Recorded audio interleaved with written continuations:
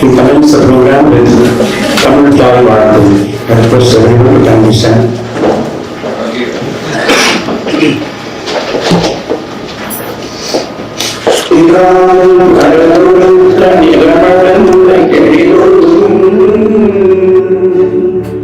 சீராடும் வதனமென திகழ்வரத கண்டமிதில்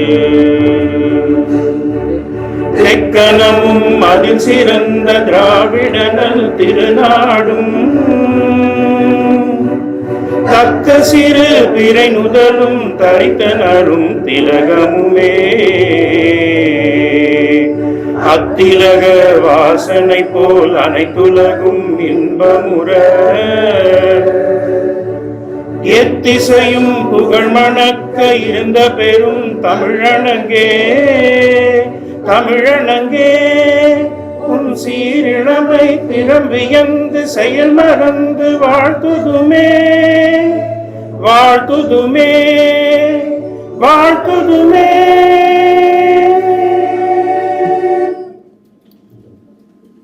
Welcome to all. Today is a special day. It is Vijay Divas, a very, very important day in the history of our nation. A war was won and India's sovereignty was upheld once again in the eyes of the world. The sacrifices made by our armed forces, we all should remember. Many celebrate, of course, the Independence Day and the Republic Day. But it is the wars where the unsung heroes of our country who guard our nation on the borders, sacrificing their life, sacrificing their families and everything for the sake of that one word called patriotism. So this is an extraordinary day where we salute the patriots of our country, especially the men in uniform with discipline. They saved their country and in that process many have laid down their lives. So with that, it's a solemn occasion.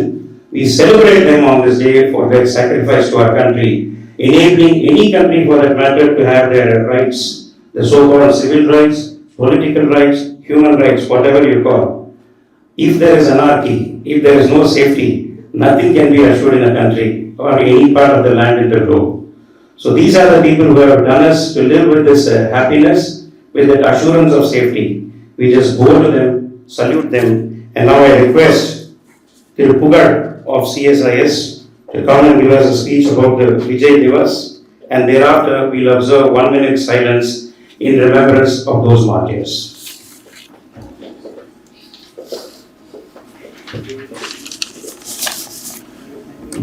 Good evening to the honorable dignitaries and the Honorable Passenger. History remembers dates, but nation remembers sacrifices. 16th December, observed as Vijay Divas, is one such red edge to India's collective conscience, a day that commemorates not merely a military victory, but triumph of courage, discipline and moral resolve. It marks India's decisive victory in the 1971 war, Indo-Pakistan war, moment that altered the course of South Asian history that led to the birth of Bangladesh. Before revisiting the events of the war, it is important to ask why our nation continues to remember such victories even after a decade. The answer lies not in glorifying the violence, but collectively honoring the sacrifice, resilience, and the ideals of freedom and justice. Even after 54 years of remembrance, the day continues to remind us the courage of our soldiers and the immense price with that which peace was secured. Over time, it has come to symbolize national unity, military discipline, and the solemn remembrance. The 1971 war itself was far from an ordinary military war.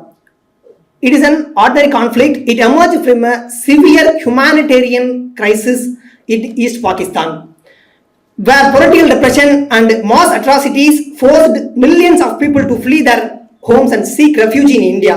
This sudden influx created enormous economic and security pressures and posed significant diplomatic concerns, and the urgent need to restore stability in the subcontinent together paved the way for conflict. India's intervention was therefore driven not only by the strategic considerations but also by a deep humanitarian responsibility, my dear ladies and gentlemen. Under the leadership of former Prime Minister and the exceptional military command of General Sam Manekshaw, the Indian Armed Forces demonstrated remarkable coordination and strategic foresight. Indian forces swiftly surrounded Dhaka, leaving the Pakistani troops without avenue for escape. Multi-dimensional operations and the complete control of the skies, effective naval blockades reflected the professionalism and the preparedness of the Indian Armed Forces. The coordinated efforts and resulted in one of the most decisive military victories in modern history, achieved in just 13 days. The defining moment came on 16 December 1971, which General Amir Abdullah Khan Niazi, commander of Pakistani forces in East Pakistan, formally surrendered before the Indian Armed Forces and the Mukti Baghini of Bangladesh. Nearly 93,000 of the Pakistani soldiers laid down their arms, marking the largest military surrender since the Second World War. This was not merely a military triumph, it was a powerful assertion of India's courage, strategic clarity, and moral conviction made possible by the unmatched coordinates of its Indian Armed Forces. So, what does Vijay Diwas truly celebrate? It's power or peace. It honors power exercised in the service of peace. It does not glorify the war, but recognize the courage and sacrifice that made peace possible. Victory not only gave the birth to the Bangladesh, but also established India as a responsible regional power, one that balanced strength with restraint and strategy with humanity. As we reflect on the bravery of our armed forces, the words of Field Marshal Sam Manekshaw capture that true spirit. A soldier does not fight because he hates what is behind him, what is in front of him, but because he loves what is behind him. This reminds us that our soldiers do not fight of our anger or revenge. They fight for our love for their homeland, their families, and the ideals that define our nation. The courage is rooted in the protection, responsibility, and the selfless, not hatred. Even today, the victory continues to inspire India, reminding us that true strength lies in unity, resilience, and the moral courage. As India assumes an increasingly prominent role in the regional and global stage, the spirit of 1971 guides both our armed forces and citizens, encouraging us to face challenges with strategic foresight, discipline, and the unwavering commitment to peace. On this Vijay Diwas, let us honor not only the victory of 1971, but also the principles, values, and the love for the nation that fulfilled the sacrifice of our soldiers. May we carry forward that spirit of courage, unity, dedication to building strong, peaceful, and powerful India. Jai Hind. Just all to raise and observe 1 minute silence.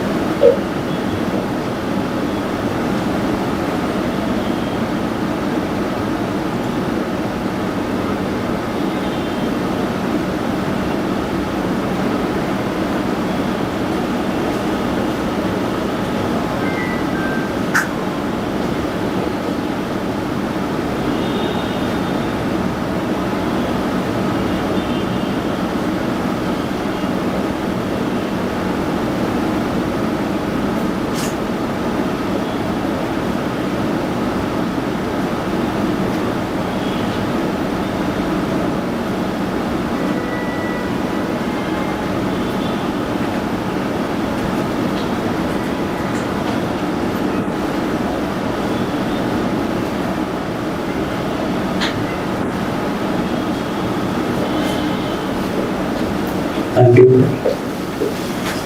Now I request N.K. Abhishek of CSIS to give the welcome address.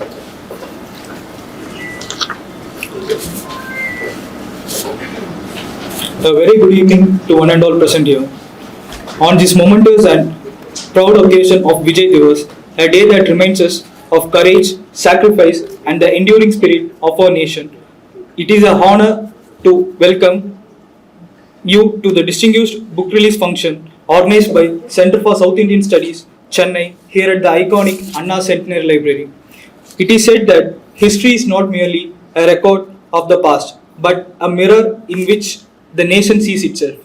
This evening truly reflects that thought as we gather to celebrate the release of History of Hindustanis by the eminent scholar Dr. CHOENNI, a work that invites us to engage deeply with questions of identity, heritage, and historical consciousness.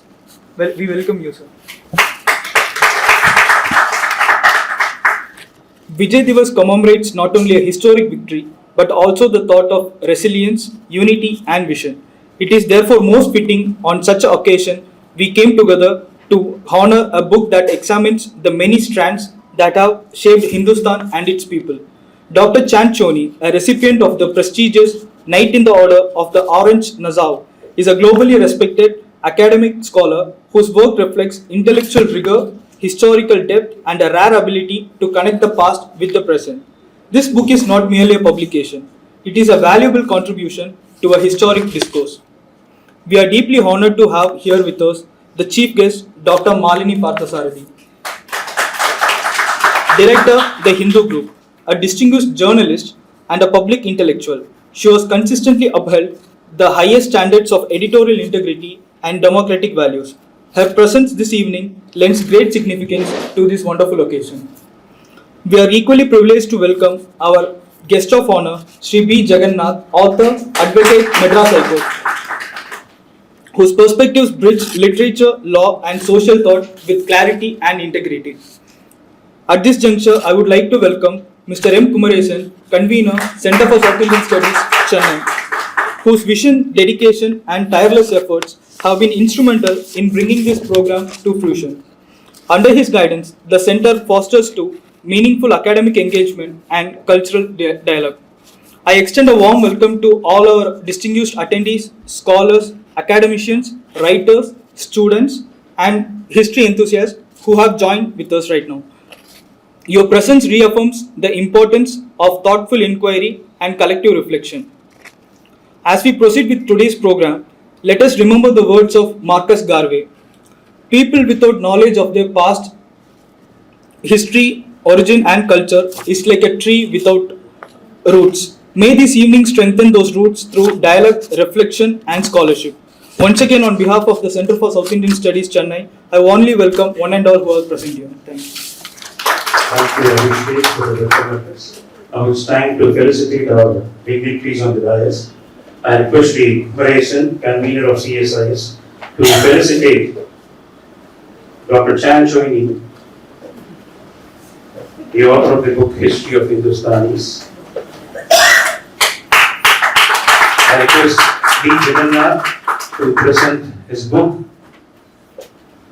to the author. He is the author of the book Gazula Lakshmi Narasichetty, which was written by the Honorable Governor. That book? Yes.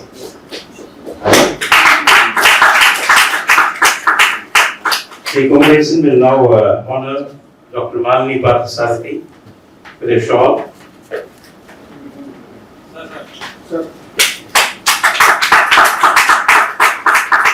And Jagannath will present his book to Madam.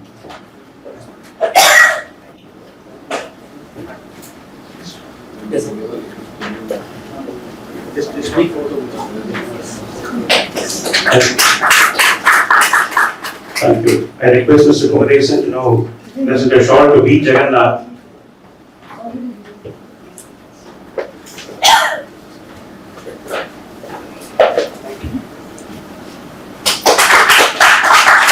Thank you. It's time to release the book, the much awaited book by the author. I saw to you. Yes.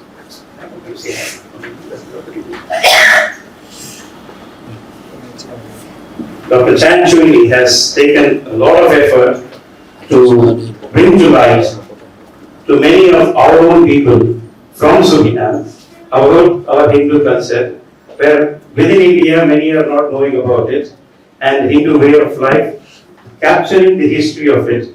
And it's a great effort and a great work. And now I request Sri CHOENNI to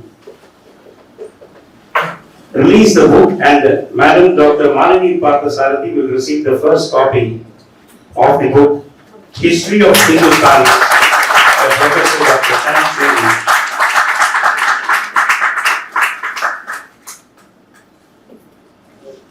Thank you, sir. Thank you, madam. May I now request Madam MALINI Parthasarathhy to kindly deliver her address.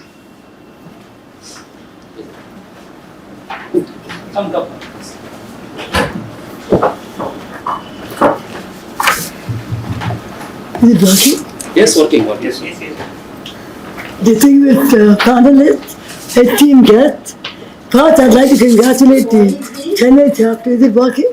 Yes, working. Yeah. Yes. I'd like to congratulate the Chennai Chapter of the Center for South Indian Studies for spotlighting studies of lesser known aspects of our history, particularly in the colonial era. The Center is doing a great service in unearthing the subaltern narratives that have been brushed under the carpet of dominating narratives that sideline the stories of the marginalized, the oppressed, and the deprived.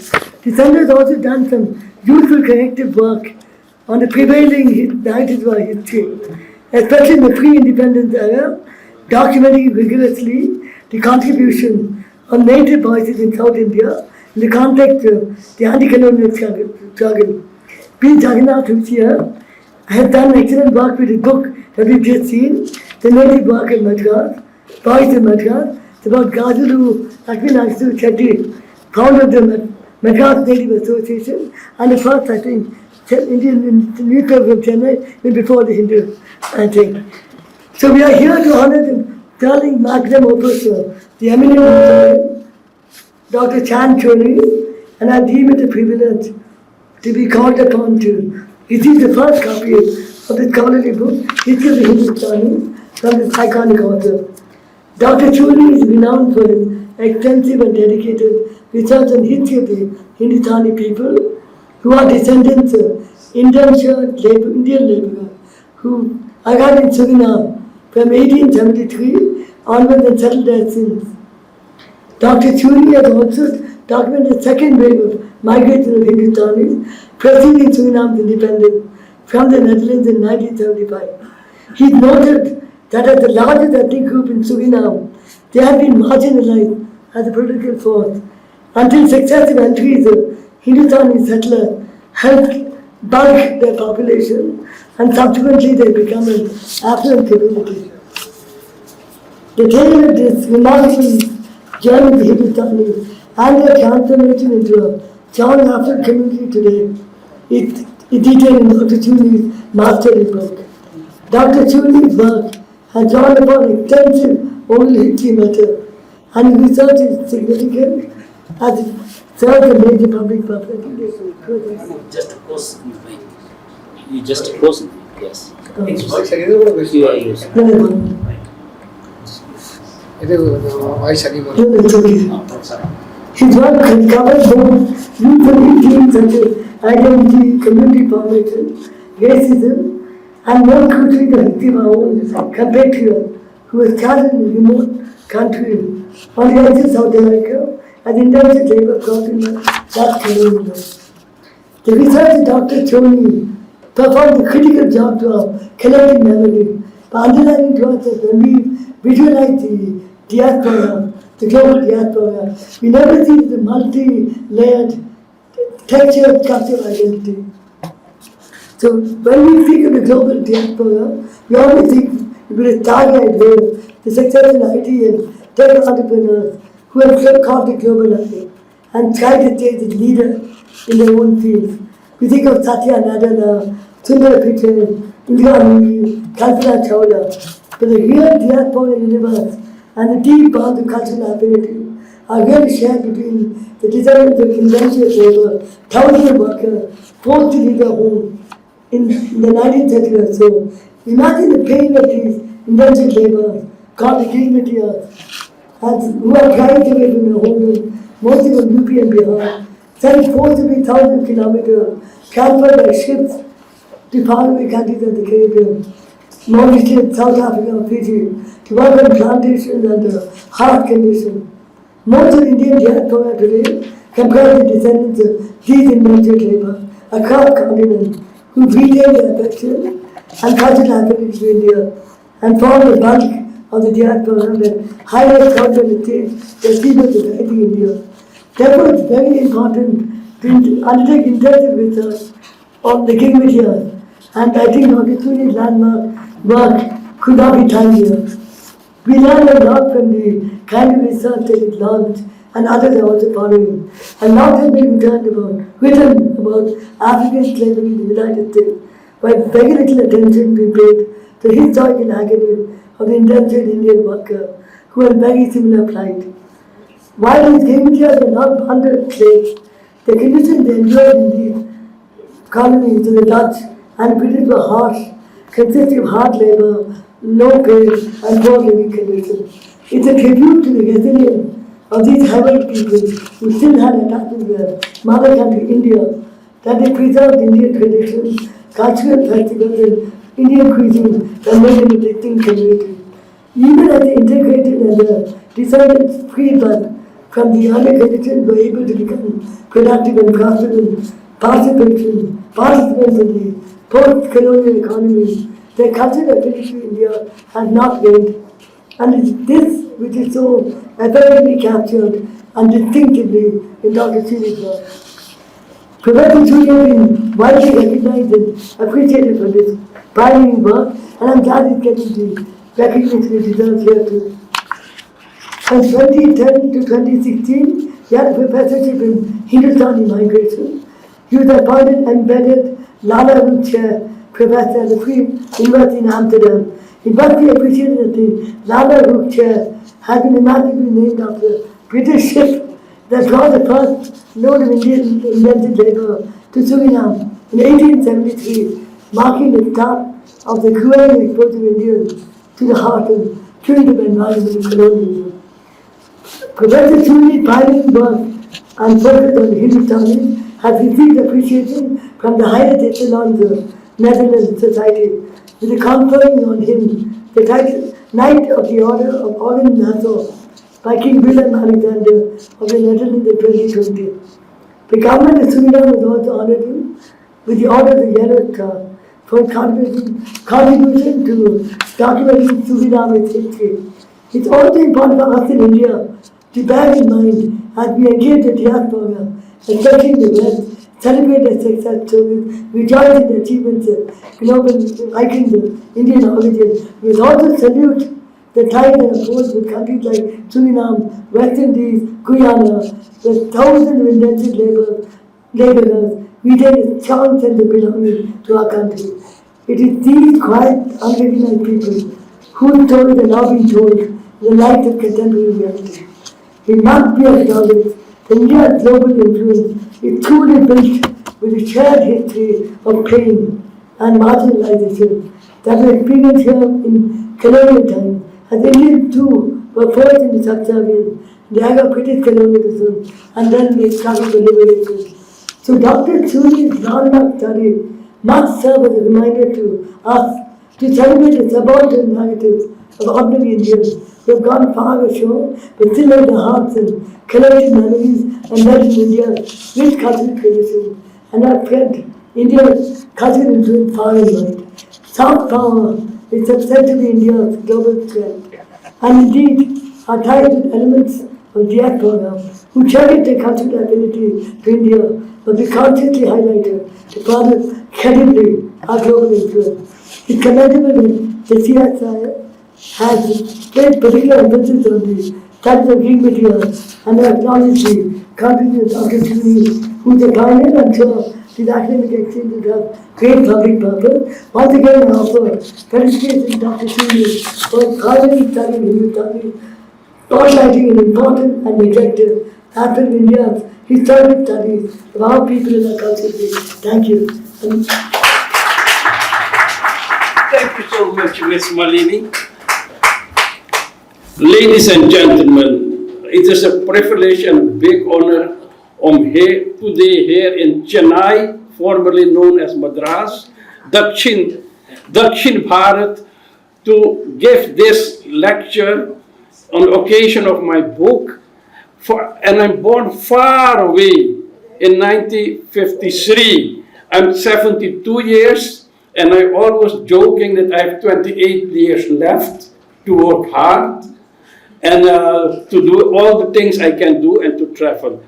But, ladies and gentlemen, the history of my people, of the Hindustanis. So I have always written Hindustanis, and everybody changes with Hindustanis. Why Hindustanis? Our grandparents, when they went to Suriname, Suriname was a Dutch colony, was not an English colony.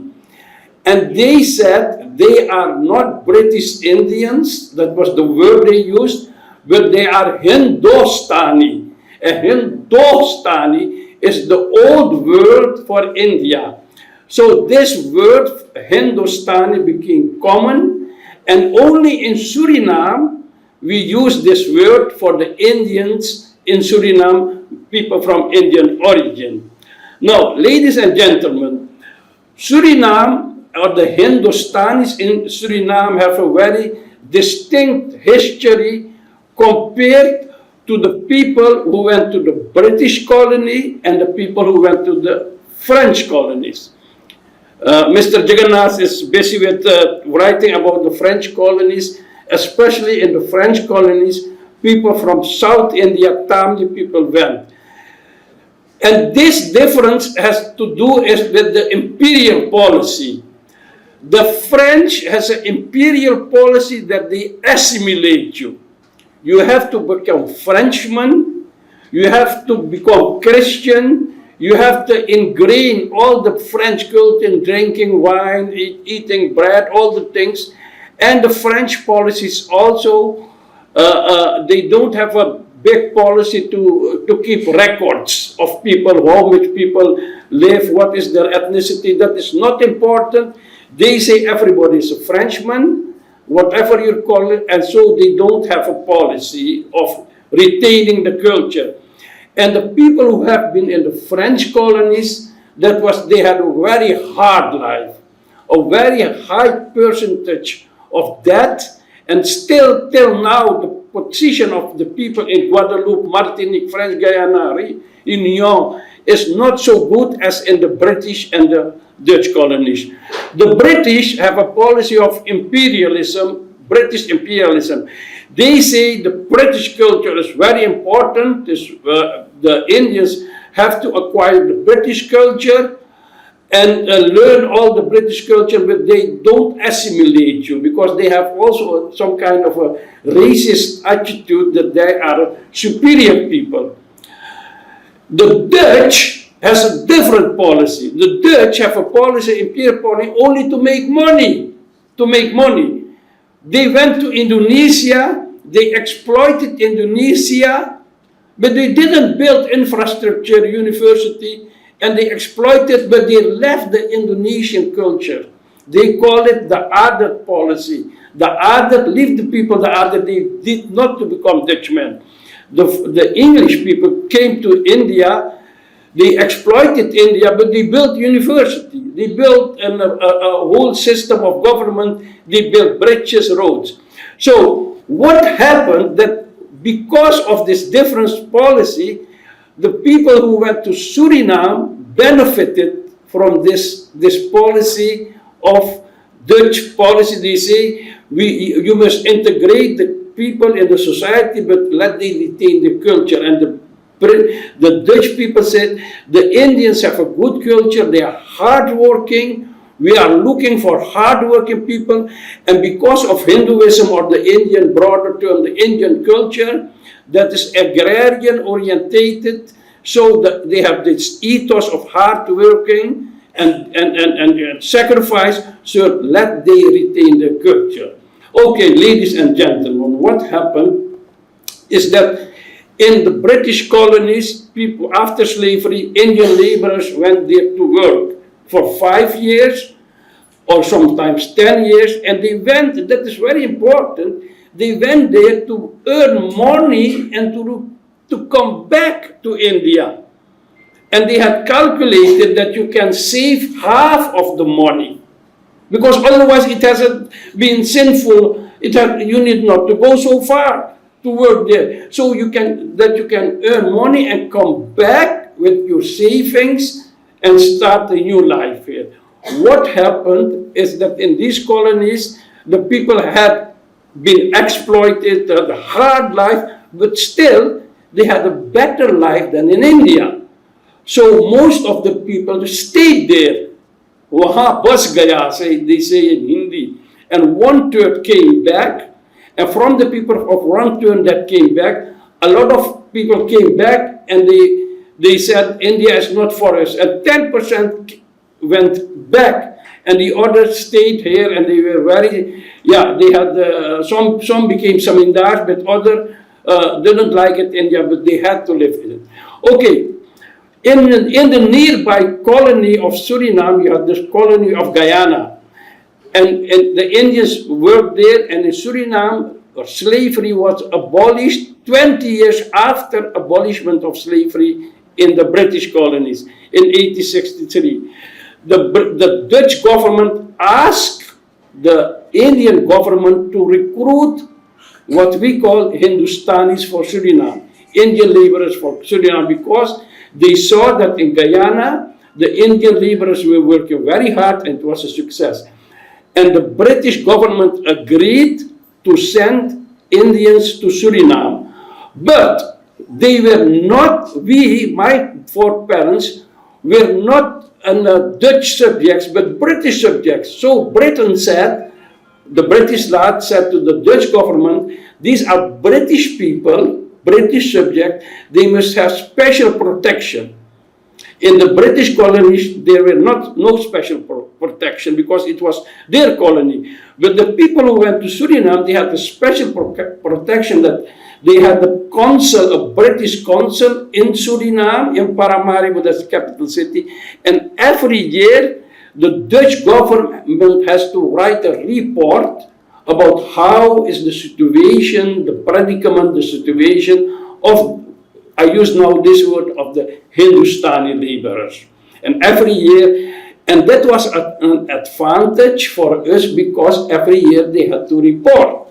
Okay, in 1873, the first ship went to Suriname. It became an icon. It was a sailing ship, Paal ke Jahad, they say, and it was called Lalaruk. And in those days, you didn't have telephone, you had telegram. So you have to telegram, and it takes a 3-month journey.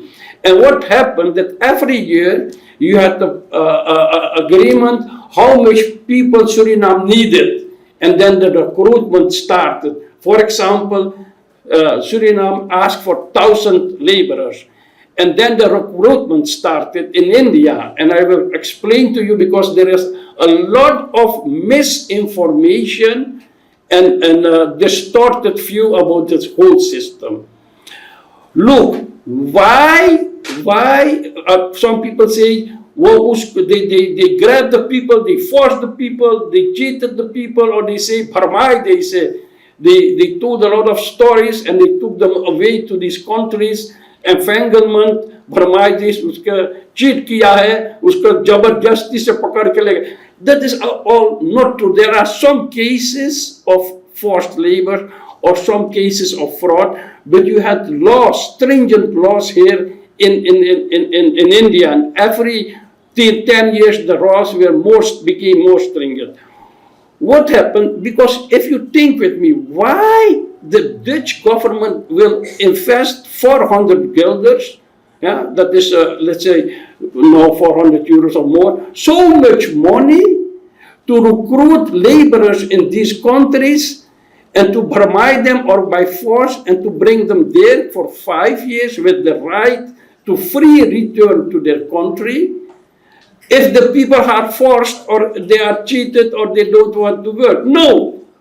They made a system to select these people. And what happened is that they based a depot, a head depot in Calcutta, and they had in the different cities a sub-depot. In Madras, in 1870, it was stopped, the recruitment. There have been some 300 people from Madras went to Suriname on their own, because they heard that the life in Suriname was better, and they came on their own by 2 ships. They came to Calcutta and were recruited there. But most of the 34,300 people were recruited for Suriname were recruited from the northern province of Uttar Pradesh and Bihar. Okay, in all these cities you have the ship depot. Then when the Surinamese government sent a telegram to Calcutta, then the immigration agency sent a telegram to all the cities where there were ship depots, like in Patna, Allahabad, Faisapur, Muzaffarpur, all the recruit for me, let's say, 50 or 100 men and 40 women, because it was agreed that on 100 men you must have 40 women, and that is not 40%, but 28.6%. And they started to recruit it, and they were official recruiters. Every year you get a license to recruit people. If you misbehave, if you cheated people or you had fraud, then your license will not renewed. And they had a badge. The recruiters had a badge. But besides the recruiter, they had illegal recruiters. The illegal recruiters, they call them arcatias. And a lot of scholars don't know this difference. I have found out that this was a very important difference between legal recruiters and the arcatias. Okay, then the legal recruiters recruited people and went to the village, and they went with a drumming. They call it munadi, a drummer come, and they say you can go there and work and you can earn 12 ana paisa. Just 12, in those days in North India, they earn 1 ana. And it was bana ana, 60 cents, and for women, 40 cents. Much more money, and it is for 5 years, and you can save your money and you come back. It was calculated that you can save half of the money you earned. You can come back with half of the money, and 1/3 of the people came back, and from Suriname also, and they saved something like 200 guilders. That was a big salary for those days. Okay, then the recruitment started, and they went to the villages, and they recruited only young men from 18 to 35 years, and women also. And sometimes they said, families can come to Suriname also, but not a lot of children, because the journey was 3 months with the sailing ships, and you can have a lot of diseases like measles and so it was dangerous. But there have been families, but most were young men. And what happened for the recruitment, you have push and pull factors. Push factors mean that in India, you have a lot of factors, push factors, why people wanted to migrate, why they wanted to go so far to work. And these are things like India was in those days very poor, especially North Bihar and Uttar Pradesh. You had hunger, you had starvation, you had storms. In Hindi days, tufan aaye, flooding. A lot of unemployment. A lot of people from Bihar went to do Nokri and a lot of other places. So, and they had also a lot of family quarrels. And also young men, in those days, the older son was the first to eat, and then the other sons. If a younger son had eaten first, then he was beaten up. And in the selection process, I have interviewed with my sister 100 people, not Girmitias, but their children. Of the 100 people, 4 said that her grandfathers left for India because he has eaten first and he would be beaten. So he has been recruited. So there were push factors why the people were recruited, and there were pull factors. You can make so much money. Everything was free. The passage was free. You get clothes, you get health, everything was free. For example, when there were storms or some villages were gone, widows or other people went to the ship depot, sitting there and asking to be recruited. Hame bharti kar do. But to become selected, you have to pass a medical test in the ship depot. And the first medical test, if you pass the first medical test, then you have to sign a preliminary contract, because that you agree to work, to go to the colony 5 years and so on, and to work hard. Because the Dutch government will not invest so much money in you if you don't agree to work and you are not, you are cheated. Okay, then they recruited people, and if there were enough people for one challenge, they call it challenge, for one trip to Calcutta by train, 20, 35, 40 people, then they went to Calcutta. In Calcutta, they were again a medical test, and then the people who didn't want to go, or they had, also some people were reclaimed by their family, especially young men.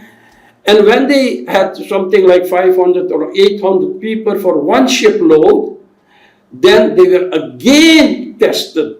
And for example, people who were menstruated or people who were ill were not recruited. So the people who went to the colonies were the most strong people, and in the whole process of recruitment, of all the people they selected, 1/3 was dismissed.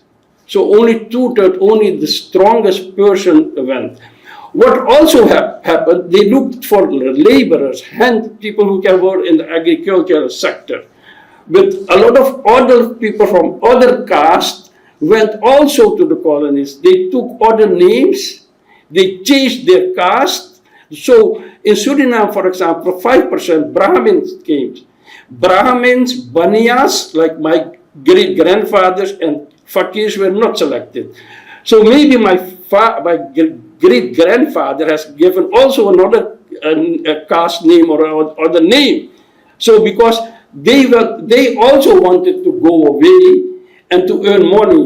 And what also happened, they choose on, let's say, 200, 300 people, one big guy, smart guy, who became Sardar or headman. And for example, my great-grandfather was a Sardar.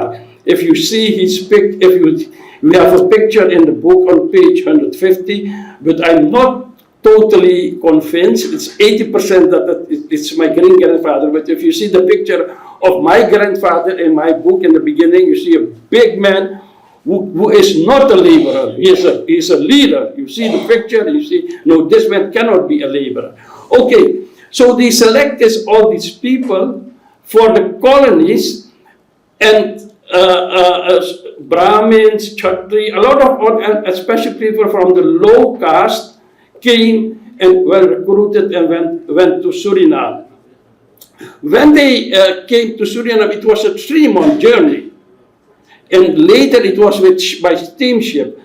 In Calcutta, they had to eat together, so the whole caste system was eradicated. You have to live together 3 months on a ship. You can have all these rules for the rituals that you will not eat with the other. And some people, and every week there was meat, 1 or 2 times a day, a week. And some people, we interviewed them, and they said, our grandparents told us they have never had so much meat in their life, eaten meat in their life. Okay, when they came to Suriname, then they came to there, and in the beginning, the Dutch people had recruited with 8 ships, 3,000 people with 8 ships. They came, and they hadn't organized it very well in Suriname. There were not good houses, medical care was not good, so 18% died, and the British stopped the immigration in Suriname. And the British said, you have to have good houses for them, and good medical care, and so further. And after 3 years, they built new houses for the Hindustani people, new medical care, and everybody get a portion of water and all kind of arrangement. And the Hindustanis worked hard in Suriname, and they rebelled also. I've written about the rebellions and all the things, but they succeeded. And they succeeded because of some factors. One thing is that there was almost 1/3 were women. The women were 1/3 were married, 1/3 were single women, of the single women, 1/3 was again married in the depot in Calcutta or the depot in Suriname, and later on the plantation. But the shortage of women is on one woman, 2 men, has some effects. One thing was the position of the women was stronger. She could choose her own husband. If you don't treat her very well, she chose another husband. So that had led to emancipation of these women in Suriname, and especially the women who went to these countries were very assertive. For example, my great-grandmother, she was a widow from Benares. She had 2 sons. And in those days, widows were discriminated. Brahmin widows had to be burned. Sati, usko bana denge, sati. And they were not allowed to remarry and all that. So the widows and those women who went to the colonies were very, very courageous. You must think about it. 150 years as a widow, take this step to go all these places with you. She had 2 sons. So she went to Suriname and she married my great-grandfather. That was in those days unthinkable. And I think my great-grandmother was from a low caste, and my great-grandfather was from a high caste, and my great-grandfather was fair-skinned, and my great-grandmother was a dark woman. And in my family, you see again these genetic things that if you see my brother, he's light-skinned, I'm dark-skinned, so you see this genetic, but because of the shortage of women, these things were possible. The second wife of my Aja, her father was a Brahmin, and her mother was a Chamai. But they married because there was a shortage of women. Okay, in Suriname, that is very important. That happened. A second thing was in Suriname that the Dutch government said, these people are working so hard, we have to keep these people for this colony. And every Hindustani family, men and women, it is very important for you also to know that the women own their own salary, their own loan. Yeah, they have their own loan, and if you see the pictures in my book, they bought a lot for jewelry and things like that.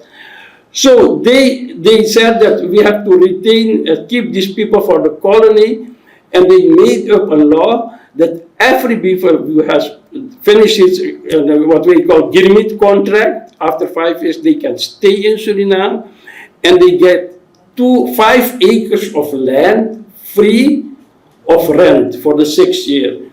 But that was a little bit cultivated land. If it was wild land, you can have 5 acres, 10 acres, 2 hectares, 5 hectares.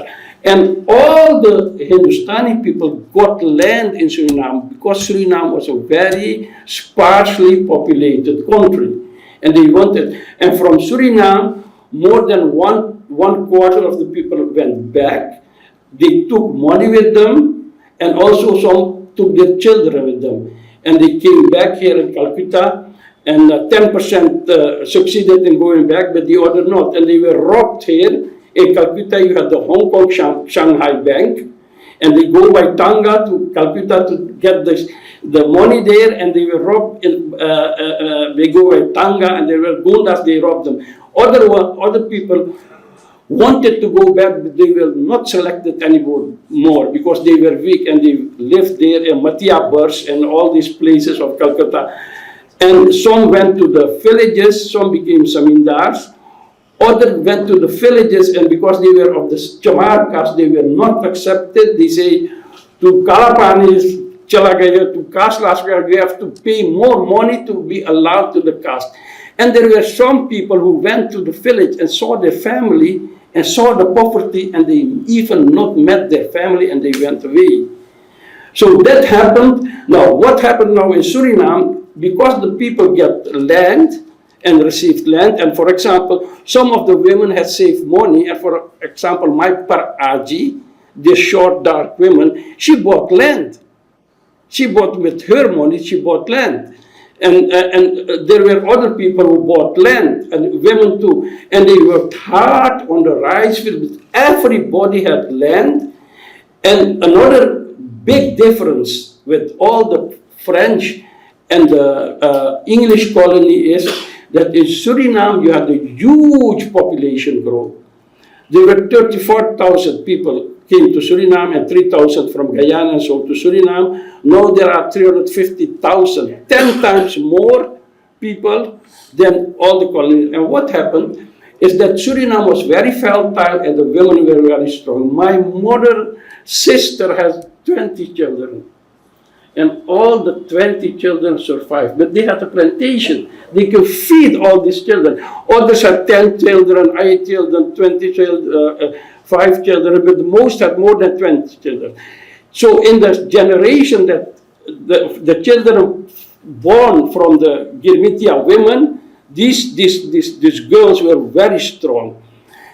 And then after some time, you get an equality between men and women in the next generations. And then discrimination started again, caste discrimination, skin color discrimination, what family you have birth. And what is one important point my wife is writing about it, I've written articles about that, is that the old Calcutta or the old Girmitia women were very strong, very liberal, very walking on street, even smoking tobacco. Tobacco was given on the ships as something that belongs to the whole thing, like food and all the things. Tobacco was also given to all the Girmitias, and they even drank alcohol. But when their daughters were born, a lot of these old women, they oppressed their daughter to become ijadar again. Because they say, we were free, we didn't have Ijat anymore. Our daughters have to become Ijadar. And they oppress their daughters in the third and fourth generation. People like my sisters and others, they rebelled and they became again emancipated. Okay, in Suriname, the Hindustani population grew and they became the largest population in Suriname. And in the 1970s, the black people who were living there, they felt endangered by the Suriname population growth. And they had election and the Hindustani group lost the election and there was independence in 1975. And a lot of Hindustani doesn't trust the government of the blacks, and they went to the Netherlands and to retain their nationality. And nowadays, half of the Hindustani population lives in the Netherlands and half live in Suriname. And they have relations with each other, so we have the Dutch nationality. And then they reconnected now with India. So you have a triangle, India, Suriname, and Netherlands. And with all this development, you see that there is a new generation coming up that are very interested in India. And Modi, Prime Minister Modi said in Suriname that the culture had retained the best. And I still talk Hindi, I understand that. I'm fourth generation, I still talk Hindi. So I was 40 in 1980, 45 years ago here in Madras. By train, we were just married. We traveled whole of India. And in those days, India was very poor. And we came often here on years, and I see now India is growing and flourishing. Vikas hote Bharat ke. So I'm very proud that I have this origin and this heritage, this Indian heritage, hardworking, doing all the things. And I have also written a book about the Vedic Dharma, for example. So our culture is very important, and I'm very glad that you gave me the opportunity to give this lecture and to present my book to you. And Jagannath and this man, they have been to Trinidad and also to Suriname, so they have seen how life is there.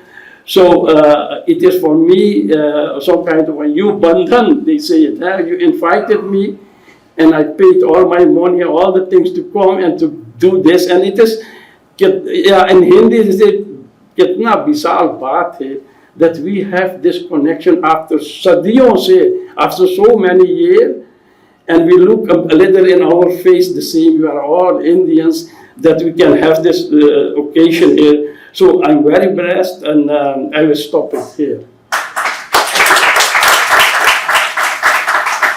Thank you so much, sir. we were able to come to know so many things. The link, the triangle, as you said, triangle has so many things. If you take it in acupuncture, it has a great value. In Vedic Shastras, it has great value. Of course, there is also the Bermuda Triangle, which people say. And this is an extraordinary relationship that you went from here, this land, to Suriname, survived there because of the ethos you carried from this homeland. And from there, people connect to Netherlands, and now you are coming back to India. So this Hindustani is really great. I stand corrected because they had made it as Hindustani.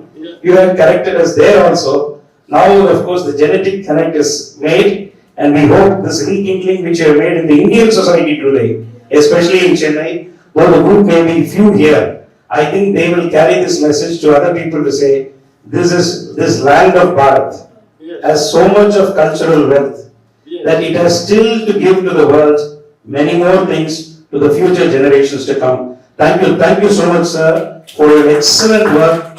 And just an information before I could invite Jagannath, this book is actually available online and you can download it free. The QR code is kept at the entrance. This is for you all. So I must thank you for sharing your knowledge.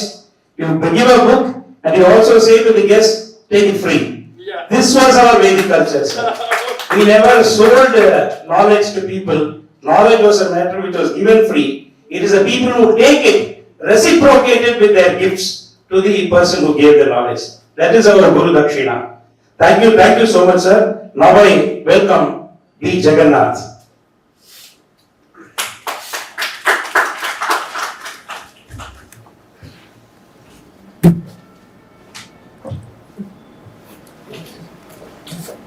Malay வணக்கம் மார்கழி இனியதுன்னு சொல்லுவாங்க. I'm not supposed to talk in Tamil because so I just use this word.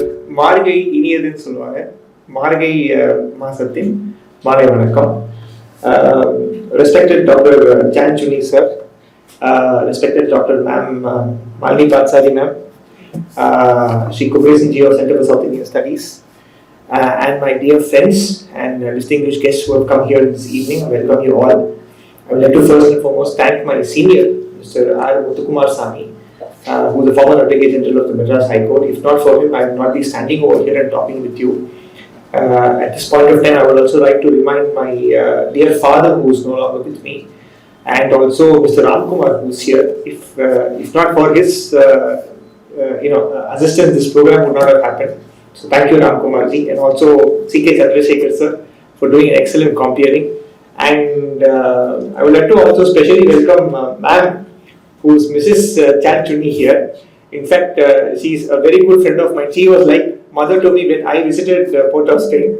So I would like to thank her also. Ma'am, you have taken a lot of pains to come to India. So I would like to take this opportunity to welcome you to Bharat. Please welcome. I'll just make my speech for just for about 5 to 10 minutes. The subject is about indentured labor. What is indentured labor? There was a period in this world where we as humans, just because we were born with the skin, we were taken as chattels and commercial goods by the white European colonialist imperialistic powers. There was a time when we had slavery. They say slavery was a precursor to indentured labor. Slavery was abolished in Great Britain in 1833 and then in 1838. But a very important person who was responsible for the introduction of this indentured labor, as to what indentured labor is, was a person by name Mr. Gladstone. Indentured labor essentially is, after the abolition of slavery, there was a shortage of workforce abroad in the plantations in these colonies. So all those people who were blacks, the so-called blacks, they were all free. So they would not come to work in the plantation. So Mr. Gladstone, who was the Prime Minister of William Gladstone of Great Britain, John Gladstone, he made this proposition in the British Parliament and he said that we can have coolies. The word was very derogatory in nature. In fact, we are not supposed to use that word. So we need to have these people as coolies from India, that is from Bharat, and from China, and also from few other states or colonies from across the world. The plan was very simple. You bind them in a contract for 5 years and you make sure that they work in your plantations and you reap the commercial benefits out of it. This was the British plan. Now, what happened was in India, if you see, I just restrict myself to south of India. You have the Coromandel coast. Towards the east of the Coromandel coast, you have three colonial powers. One is the French, one is the British, and the other one is the Dutch. So, towards the east of the Coromandel coast, you have countries today. For example, like Malaysia, you have Indonesia, and you have countries like Fiji, and you have Burma. These were the countries which were colonies at that point of time, which were under their colonial masters. For example, you have Fiji, which was under the British colonial power. You had Malaysia, which was under British colonial power. But you had Indonesia, which was under the Dutch. The company was the Dutch East Indies, which was VOC. It was the company which was responsible for the indentured labor in Indonesia. Singapore was at that point of time part of Malaysia. Towards the west of India, we had countries like Reunion. Reunion is even today a country which is a French overseas territory. I don't know how many of you know this. There are countries called Reunion. Mauritius is now an independent country. You have Mauritius, you have Seychelles, then you have, if you go down towards the towards the Caribbean side, apart from South Africa, of course, which was under the control of the British, when you go down towards the Caribbean, that is where you find a lot of countries. That is where you have countries like Suriname, to which our dear brother belongs to, which was under the control of the Dutch. You still have a country called Saint Martin, which is still under the control of the Dutch. If I'm not wrong, if I spelled it correct, it is still under The small island. It's a very small island. Yeah. It's known for its airport actually, but it was also known one point of time for being a very important country for indentured labor. And then you have countries like Guyana, which was under the British. You had Trinidad and Tobago, which was under the British. You have Guadeloupe, which is still a French overseas territory. You still have Martinique, which is still a French overseas territory. Yes, and these are broadly the countries which is there in the Caribbean. You have, of course, Jamaica and few other countries over there which were previously under the British. So these were the countries broadly, and these were the colonial parts. So what happened was they devised the plan. The British devised the plan in which in India, that is in south of India, they ensured that artificially famines were created. Now, this might sound a bit different or something out of the blue, but as far as South India is concerned, one very important thing happened, which is in 1867, you had something called the Great Madras Famine. Artificially, famine was created. If I'm not wrong, the date is 1867, where you had the Great Madras Famine, which was created in Madras. Artificially, famines was created because we had a very vibrant culture here. We were known as the rice bowl for the world. Here, the British made a very clear ploy. In 1833, we had something called as the Guntur famine. Then in 1867, we had something called as the Great Madras Famine. And because of this Great Madras Famine, what happened was 5 things happened. Number 1, our own brothers and sisters, our ancestors, our population, they went without food. They had no food. The reason why they were without food, despite having a bountiful harvest, is because the British took control of distributing it and they hoarded it. Because they hoarded it and they shipped it abroad to their different colonies where they were the colonial masters, there was a shortage of food. I can tell you for sure from the records what we have researched that about, at least in Madras Presidency, starting from Ganjam to Kanyakumari in the south to Malabar, at least about 1 lakh people, 100,000 people might have died only because of the artificial famine which was created by the British. What has artificial famine got to do with indentured labor, you might ask? Now, when artificial famine happens, people are without food. So they go to one person. Who is that person? He is called as the famine commissioner, who was appointed by the British. These famine commissioners were appointed by the British so that they could give 1 gruel of food to those people who are without, who don't have food. It is called kanji in Tamil. So these famine commissioners, they were famine relief commissioners who were appointed. They made sure that our culture was bent They made sure that our will was bent. They made sure that we became submissive to the British completely after 1858. No, they made sure that we had to be dependent on the British even to have a gruel of food. That is what happened here. It is all recorded history as part of the 1867 Great Madras Summit that happened. So when that happened, 90% of the people here were not literate in English. So the British made a very cunning ploy. This is very important. What they did was, they made sure that they will tell you that you can work in the army or in the British military. They would cunningly take you as employees and they would say, you come, you work in the British military. These people would not know. They will think that they are going to work in the military. They would, like how our dear brother said, they will take only able-bodied people. They will bring them, make sure that you are working in the British military, you come. But ultimately what will happen is, those people will be taken as indentured labourers. They will be brought before a magistrate, made to put their their fingerprint in a particular contract. So once you have the contract, that contract was your passport. That contract made sure that for 5 years you have to work in the plantations where they send you in all these colonies across the globe. And these plantations had one of the, as far as British plantations concerned, not the Dutch ones, but the British plantation had one of the most horrible conditions that you can ever imagine and realize. You had ships which was called as coolie ships. It was again a derogatory term. You had ships which took people in hundreds from Madras to across the globe. And these people suffered in these ships. The death alone in these ships comes to about more than about 10,000 over a period of time. People who died in the plantation, that also goes beyond 10,000 over a period of time. Systematically, people were taken from Madras and they were sent to all these colonies abroad. They were made to work forcibly in this plantation so that the commercial greed of the British could be satisfied. Now there is a word called karma. I would like to finish with this thing called karma. Because there is a shortage of time, I'll just complete with this. What is karma? It's a very simple thing. You will sow what you reap. You will sow what you will reap. Now, what happened is, in Trinidad and Tobago, you now have the Prime Minister or the President, where I had the good fortune of visiting. She is an Indian. Her name is Kamala Prasad Bisesar. In Le Martinique, you have a person who's, I think his name is Nagamutu or something, some Tamil name also. Nagamutu, yes. It's a Tamil name.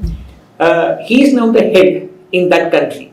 In most of these countries, if you see, take Fiji for example, you have our people there who are in respectable positions. So in most of these countries, in the positions of power, like for example, like the head of the state, like for example, the chief justice of that particular country, and you have the attorneys and a few other people, like for example in Suriname also, the vice president of Suriname, he is now the speaker. His name is I think Ashwin Laden Michael. So I had the good fortune of meeting him. He is right now the speaker of the Suriname National Assembly. So our own people have now come to that position in life, and they have come only because of one thing. It is because of their own hard work. Imagine this for a moment. Your ancestors are taken away from your home. You are put in these colonies as literally as I should not use the word slaves, but literally they dead. But you have come up through your own hard work. Now, an example of that, as I just said, Mr. Ashwin, when we met him, he told us that the sorrows and the miseries that their ancestors has undergone was something which was horrible and which was monumental. So, what I would like to conclude and say is that our diaspora, our Indian diaspora, which is there abroad, which has undergone this suffering, they are now bouncing back. The power of India abroad, this is called a soft power abroad. We have shown to the world that we are the next superpower. You mark my words and you keep it. Our diaspora is doing a great help for us abroad. They have become ambassadors of India abroad now. And I'd just like to complete by sharing an anecdote. I had the good fortune to go along with Mr. Kumaresan to one temple, which was the Mariamman temple, which was near West Indies. One thing that our people have ensured that they keep over there, along with them, is their culture, is their traditions. That still continues there. as long as we have our culture and tradition with us, nobody can stop us from realizing our dream and goal of becoming a superpower. That we definitely can. So I would like to thank Center for South Indian Studies for giving me this opportunity. I would like to thank Malini Parthasarathhy ma'am for, she's a very busy person. Despite that, she's come. I would like to thank you so much, ma'am. And last but not the least, I would like to thank our dear brother, Sir Dr. Chennai sir, who has come all the way from Suriname and from Netherlands for us. Thank you so much for giving me this opportunity also as a guest of honor. Thank you so much for listening to me patiently. Thank you. Now I request Vignesh of CSIS to deliver the vote of thanks. The true measure of gratitude, we believe, lies in the heart. As it is said, a thankful heart is not only the greatest virtue, but the root of all happiness. Good evening, everyone. As we near the conclusion of this meaningful and memorable event, it is my privilege and honor to deliver the vote of thanks on behalf of the organizers. First and foremost, we extend our sincere gratitude to Anna Centenary Library for providing this prestigious venue. Your support in hosting this book release function has truly added depth and dignity to the occasion. We would also like to thank the technical and sound team for ensuring that the proceedings ran smoothly and audibly throughout the event. Your quiet efficiency deserves much appreciation. Now, with deep respect and heartfelt thanks, I acknowledge the gracious presence of all our esteemed dignitaries. Our chief guest, Dr. Malini Parthasarathhy, Director, the Hindu Group, thank you for honoring us with your presence and for your continued dedication to unearthing and presenting crucial information with such clarity and integrity. Our guest of honor, Sri B. Jagannath, author and advocate, Mr. Madras High Court, thank you for honoring us with your presence and sharing your exceptional insights and expertise today, sir. Dr. CHOENNI, recipient of the Knight in the Order of Orange, Nassau, the author of the book we celebrate today. Your insightful work and inspiring words have brought us all together for this special occasion.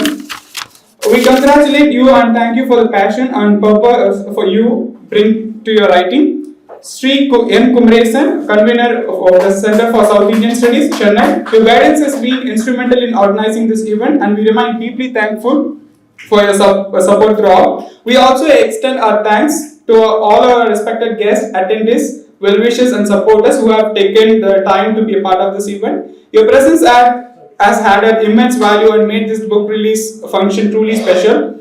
Heartfelt thanks to our volunteers and organizers from Center for South Indian Studies and many others who have worked tirelessly behind the scenes. A special word of appreciation to our elegant compare Sri C.K. Chandrasekhar, Advocate Madras High Court, for anchoring the event so gracefully and seamlessly.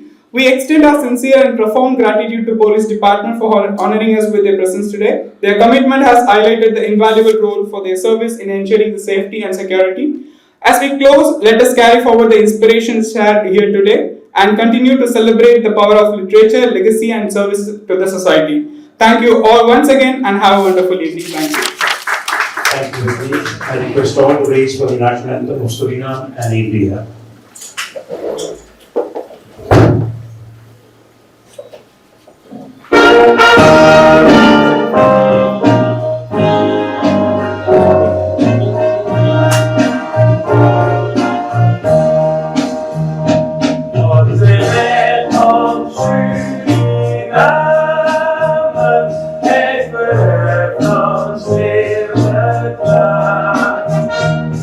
Great hope,